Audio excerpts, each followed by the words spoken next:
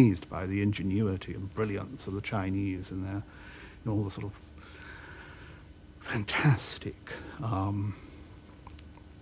advertising displays they put on, processions and all the rest of it. In this vast landscape, did your parents loom large, or were they hardly there? Were you much on your own? Yes, I was on my own. My sister was 7 years younger than me, so to all intents and purposes, for a long while I was an only child. My parents had a very busy social life. I won't say I never saw them, that's not true. I remember my mother regularly helping me almost every day with my homework and so on. I probably didn't see as much of my father as I did of her, but... Did you feel on your own? I was on my own a lot. Alone with in a house with about 9 servants, with constant fear of kidnapping, so I was never allowed officially to go out by myself. So in fact, I would pretend to go and visit a friend round the corner and then set off on my bike, and at the age of about 8 or 9, pedal all over Shanghai. And I'm amazed that I'm still here. I would never have allowed my own children to ride around Shepperton in that way. But I wasn't a solitary child. What were your first impressions of England when you came here? It was quite a shock, actually, because I'd been a shock I don't think I've fully recovered from. I'd been brought up to think of England as a land of rolling meadows and village greens, and occupied almost entirely by a middle class living in only slightly scaled-down versions of Hampton Court Palace. And I arrived here and found this small, grey, tired little island, very dark, where it drizzled perpetually, full of working-class people whom I'd never met before, who were very badly treated, poorly housed and poorly educated, and with a comparatively small middle class who really had lost their confidence, I think, and yet defended themselves behind a labyrinth of social codes and practices that you needed to be a skilled anthropologist to decipher. And you were seeing England as a foreigner, as a visitor. Yes, I was, for a long while. And I think that, particularly when I realized that I would never go back to China, because in 1949, only 3 years later, Mao and the communists took over the country, and the curtain came down for about 30 years. I realized I had to make a new life in this strange, complicated realm. And but I've always remained a bit of an outsider. There's no question about that. You read medicine at Cambridge University. Why did you choose medicine? I wanted to become a psychiatrist, which was a bit of an adolescent ambition, which of course many psychiatrists fulfill.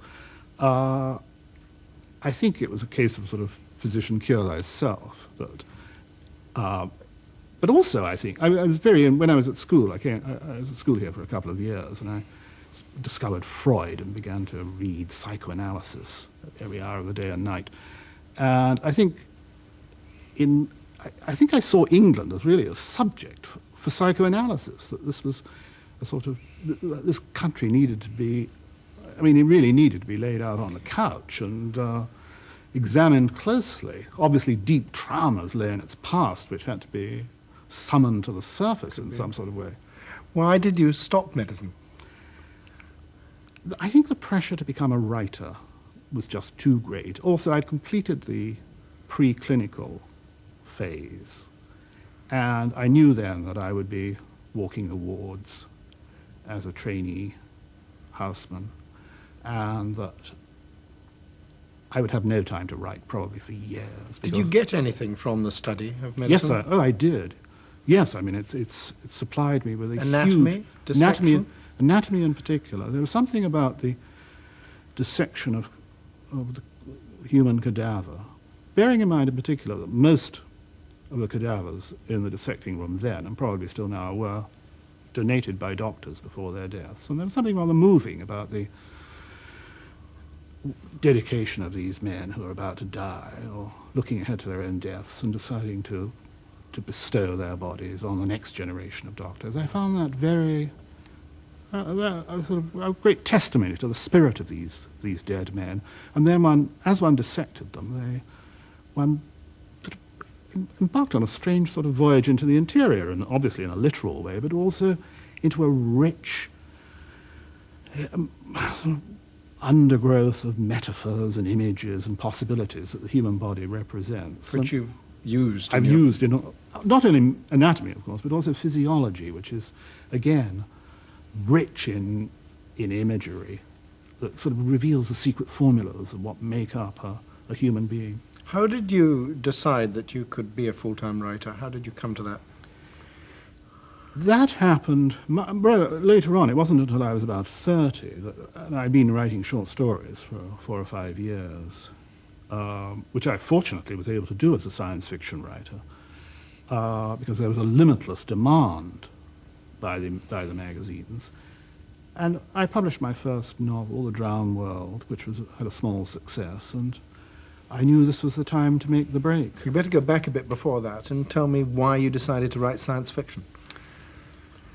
Well, I started writing in I think the late 50s, in about 1956, 57, and by then I was aware of the enormous changes that were coming over England and Western Europe. The blueprint for the societies, for the world which we inhabit now, was being laid down in the world of consumer goods, of package holidays, jet travel, high-rises, motorways, computers. There were the first hints of space travel was around the corner. Change was in the air, and it seemed to me that the English novel of the day, which was the realist novel of, in their different ways, Kingsley Amis, Anthony Powell, C.P. Snow, L.P. Hartley, didn't reflect these changes in any way whatever. They were concerned. I mean, Lucky Jim was a great deal of fun, but it wasn't really about the world I was living in and the rest of everyone else in England were living in. It was a rather provincial little world. And that was true of so much of English realistic fiction. I wanted a larger sort of continent that I could begin to, set foot on. And particularly as these changes that I saw Take the novel around out of England and out of this time and place. Yes, but it wasn't just England, but the fact, because England was changing, and it was being changed to a large extent by science and technology. First motorways, the first TV, of course. This was a vital ingredient in change. It was being changed by science and technology, which were completely absent from the work of almost all English novelists of the day. Was there anything? Whereas science fiction, here was this sort of untouched continent of possibilities, which itself by then had become rather provincial and was desperately in need of renewal. So I thought, here goes. What about surrealism? Where did you bump into that? Again, I think when I was at school in England, I was lucky that the school I went to was in Cambridge itself. So I was able to go to art galleries there, and I think I began to see in the late 40s, before I went to the university itself, exhibitions of paintings by the surrealists, and they tapped something that been very, very important in my imagination, because in many ways I am, I suppose, a surrealist writer. They showed how the imagination could remake the world, and remake it, moreover, in a way which revealed its secret nature. And I think surrealist painters, Dali, whom I've always admired, Ernst and Magritte and the others, reminded me too, in a curious way, of my childhood in Shanghai.